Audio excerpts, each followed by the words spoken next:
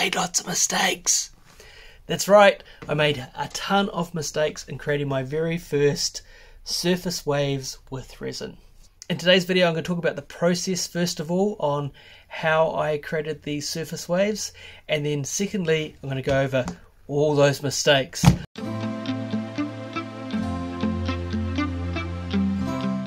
If this is your first time here, my name is Andy and this is the Art Lab, so feel free to hit that subscribe button so you can follow along for future videos like this.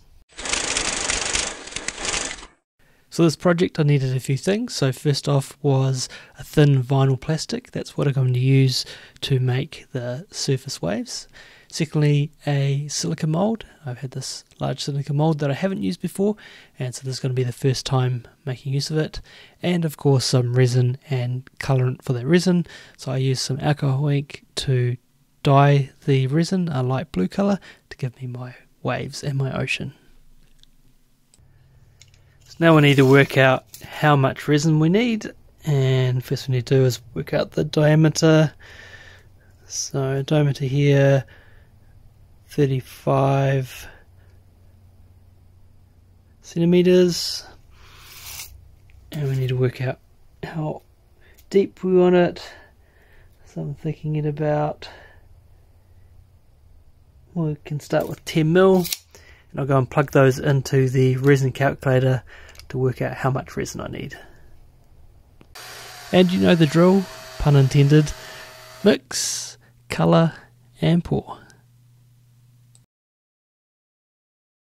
Next step is to lay down the vinyl plastic, and this is what's going to give us our surface waves. So it's a matter of getting contact between this vinyl and the resin itself, and obviously try to push out any air bubbles.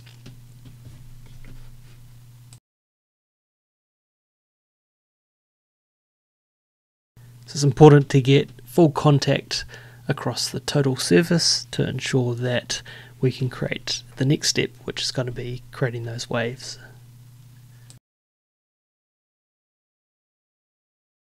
So my theory here was, if I could get the vinyl plastic touching the resin, I could then manipulate it to create these waves.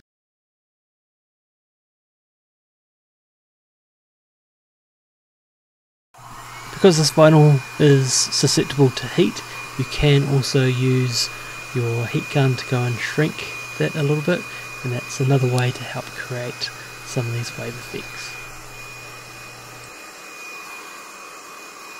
I'll talk about it a bit more in the mistakes section, but one of the things I did was use some objects to help weigh down the plastic, and in this case you needed something a little bit light. I originally started with the stones, which I'll touch on. In the end I just used some alcohol ink bottles as well as a scraper tool that I had, but there's also some learnings I took from that as well. Once that resin had cured and I could remove it from the silicone mold, you can see around the edges that there's quite a lot of sharp edges, so I need to take those off. So good old sanding time. I started off with a quick hand sand just to get those sharp edges away, and then moved on to my rotary sander.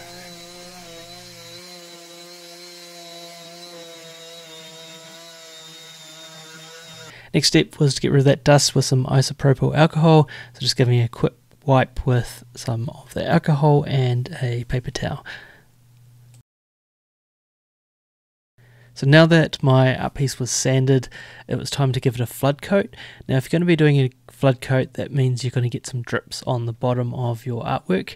There's a couple of ways that you can prevent those drips. So you can put some painter's tape around, or an alternative is to use some PVA glue and cover it right around the outside. That will dry to be a clear colour, and then you can then use it as a way to put a barrier between the resin and the drip. The next step's not essential, but because I've got a vacuum chamber, I used it to remove some bubbles from the mixed resin, ready for that top finishing coat. And time for the final step. Now because this resin artwork is all about waves, then you're not going to have a flat surface to do a surface pour.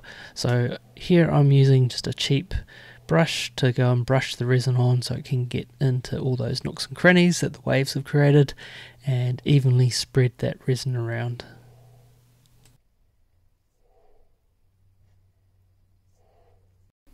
Now that we've gone through the process of creating these surface waves with resin, it's time to jump into all those mistakes.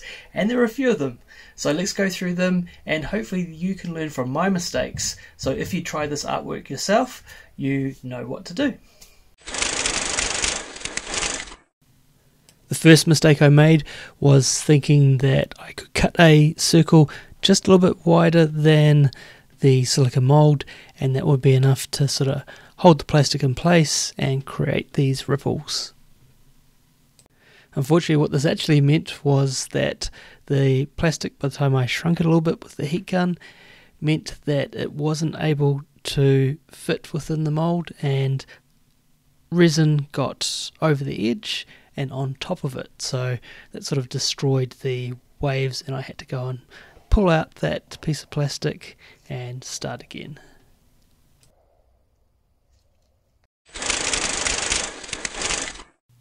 The second mistake I made when doing this resin art piece was using some weights to weigh down the plastic and hopefully maintain the ripples on the surface, and I used a few pebbles from the garden. Unfortunately, these were just far too heavy, and so they actually sunk right down to the bottom and touched the bottom of the silica mold, and obviously that's not a good result. In the end, I ended up using something a little bit lighter, so I used a couple of bottles of alcohol ink as well as a scraper tool that I've got, and that brought its own problems. So mistake number 3 was using the long scraper tool as one of the weight mechanisms. So before I had these stones, they were too heavy, and then I used the other items, but what happened was this long tool then left a long indent in the resin. So I think the solution to that will be using small pebbles rather than anything which is long like the alcoholic bottles or the scraper tool, and that should give more little ponding around the waves rather than these big long areas where it was flat. Mistake number 4 is air bubbles. Now normally the deep casting resin that I use is pretty good at releasing air bubbles over time, but of course when you put a sheet of plastic on top, that's going to prevent those air bubbles from releasing onto the surface, and so they are trapped in the resin. The other reason I think is because when I put the sheet of plastic down, I just sort of kind of plonked it down on top, and I didn't sort of start from one end and move it along to push the air bubbles out. Instead, I created new air bubbles myself by putting the plastic on top.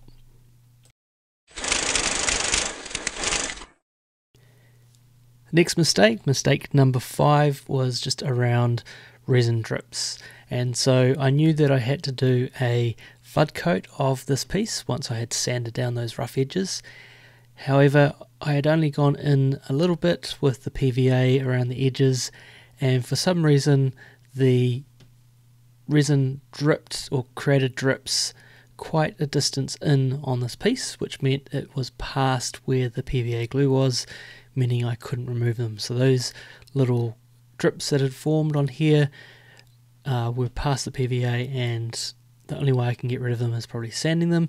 So I'm probably just going to leave them for this piece, but in the future I'm either going to use the painter's tape, which I've used a lot in the past, or I'm going to just make that PVA a lot wider to catch any of those resin bubbles that may go further than the perimeter that I've created.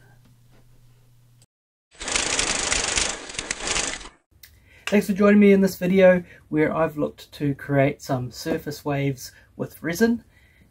I made lots of mistakes, but that's all part of the learning journey as a resin artist.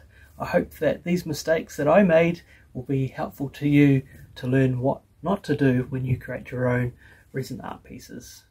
If you like this video, don't forget to give it a thumbs up, and if you're not a subscriber already, hit the subscribe button so you can see more videos like this. Until next time, keep creating.